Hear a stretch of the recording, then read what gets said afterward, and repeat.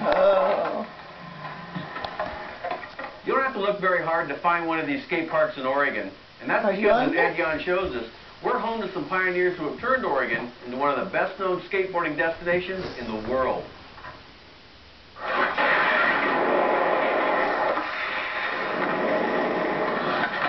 People that skateboard have a passion. They have a fire that burns. It's above and beyond the sport. This is something that it's right to the core of who I am. It's a personal thing. It's not a team sport. It's just about me and my board. Skateboarding has come a long way from the fringe sport it once was. In fact, it's pretty much everywhere now, and it's not just young punks doing it. Their fathers and mothers, people in their 40s and 50s who never let it go, and plenty of kids who might also be on the school soccer team. In just the last decade, skating rose up from the underground to the center of the neighborhood park. Something else happened too. Oregon became the center of the skateboarding universe. Guys from Hawaii, people coming from Europe and Japan to go skateboarding in Oregon. Who'd have thunk it? It's the new Mecca. Oh my God, how did we get here? You know, and that's really the $64,000 question. Oregon today is to skateboarding what Hawaii is to surfing.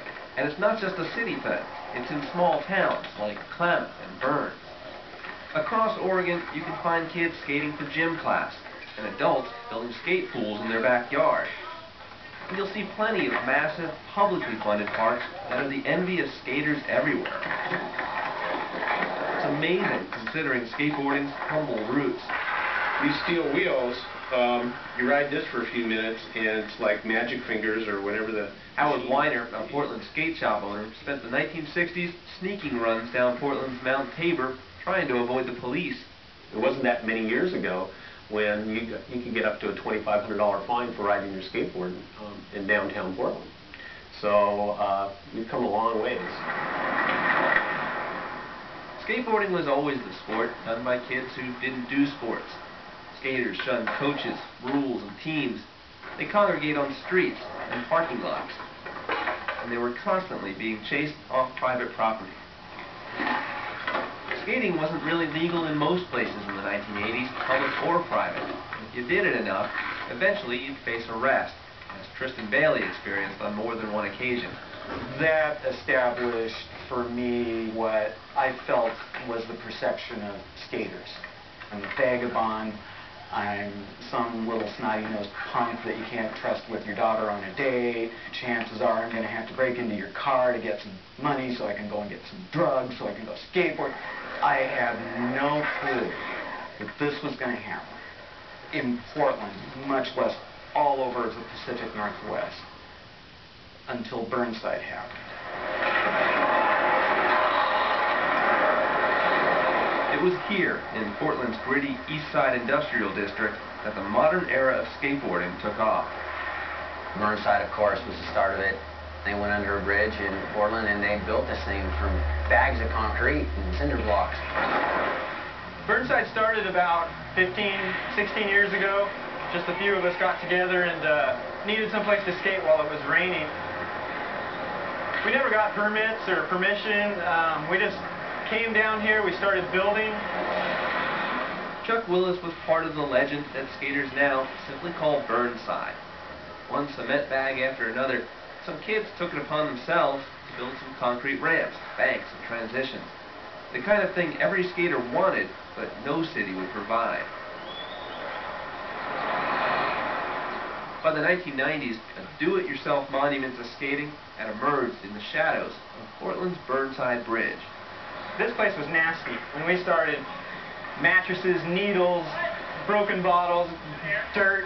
We cleaned it up, we policed it, we kicked out the prostitutes, we kicked out the drug dealers. Even the local police were behind us. They knew what was going on. You know, we thought we were being undercover, but they knew everything that was going on. But they saw that it was good, so everyone just kind of stepped back and let us do what we were doing. What skaters created here was a smooth concrete playground, a place that flowed from one obstacle to the next. Skaters could practice for hours and days on end and never get bored. More importantly, never get hassled. Nothing like it had existed before. Burnside quickly found a place at the center of skate culture. In recent years, it's been featured in video games, and bloggers the world over dedicate pages to their Burnside adventures. Without a doubt, this is now the most famous skate park in the world, and yet it's technically illegal. This isn't a city skate park. We are still, and always will be, squatting this land. I really believe that the folks that built Burnside Skate Park took skateboarding to a new level. And that was kind of a snowball effect. One park led to another park, which led to another park, and here we are today. Oh, I just run around. I build parks from town to town. Gypsy, landlocked party. That's what we love. We care about what we do. The final project is something that's part of us. The guys building the new Madras skate park learned the ins and outs of shaping concrete at Burnside. Now they're in business with a homegrown Oregon company called Dreamland, crafting parks the way only skaters can. And this time, they're doing it with the blessing of City Hall. We've got more work than we know what to do with. We're having trouble keeping up with it all. I mean, we're building these things all over the world. I was just talking to India. Hopefully build a park over there. For Sage Bulliard, the idea of building, designing, and skating parks for a living is a dream come true. One he shares with his son Sky and his wife and daughter, all skaters. Okay, drop in. Kids are now learning to skate from their parents, and they're starting earlier than ever. Cities like Madras recognize the trend. The kids coming up, they're learning so fast, they don't understand what we used to do. We had to search this stuff out and build it ourselves. And now they get to come to a public park made, catered to skateboarding. They're spoiled. They're the luckiest kids in the world. We had to go around and find obstacles to skate. All you have to do nowadays is drive into a town, go, hey, do you guys got a skate park, or where's the nearest town with one? And you're going to find it. It's going to be handed to you. What else are there to do in small towns? Get yelled at by farmers, you know? Sick of that. So yeah, it's nice to know that there's somewhere that you can go do your thing and you're not going to get kicked out. I drive by the Redmond Skate Park where we go 4 or 5 times a week. And there's always 10 kids there, at least. You know, there's always, sometimes 50, sometimes more. And the baseball field and the soccer field right next door, there's nobody there. Hines, Oregon, population less than 2,000. It's a classic example of skateboarding's reach. On a cold winter day, these kids aren't on ATVs or playing video games. They're skating ramps before the snow has even finished melting.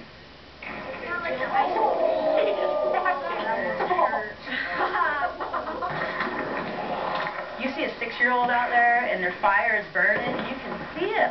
They're just tearing it up and it's in their eyes. They're concentrating.